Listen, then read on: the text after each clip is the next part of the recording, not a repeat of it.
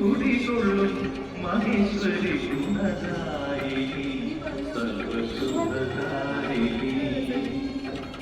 കാതര ഹൃദയ സരോവര തിരുകൈ ഉദയാങ്കുലിയാതു മംഗളമന്ദശിവം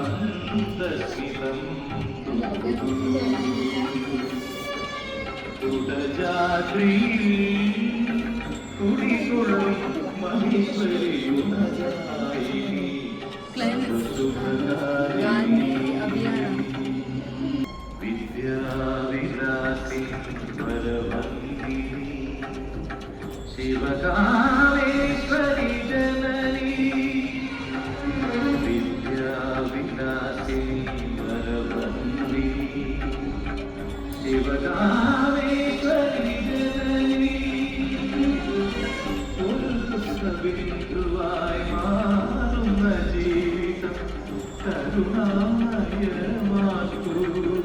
ഹൃദയം സൗപർണികയാക്കൂ Kudajadri കുടികൊള്ളും Maheshwari ഗുണദായിനി സർവശുഭദായിനി.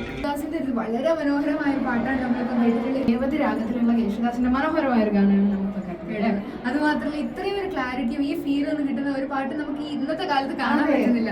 Full ഡിജെയും full വേറെ ലെവലാണെങ്കിൽ പോലും പക്ഷെ ഈ ഫീല് ഒരിക്കലും നമ്മുടെ ജനറേഷൻ ഒരിക്കലും പഴയ കാലത്ത് അത്ര വലിയ സിസ്റ്റം ഒന്നും ഉണ്ടായിട്ട് മ്യൂസിക് സിസ്റ്റം ഒന്നും ഉണ്ടാവില്ല. പക്ഷെ എന്നാലും കേൾക്കുമ്പോൾ ആ സ്ഫുടതയും ഒക്കെ ഇറ്റ്സ് അമേസിംഗ് റൈറ്റ്. യെസ്, നമുക്ക് നവരാത്രിയാണെന്ന് അറിയാം.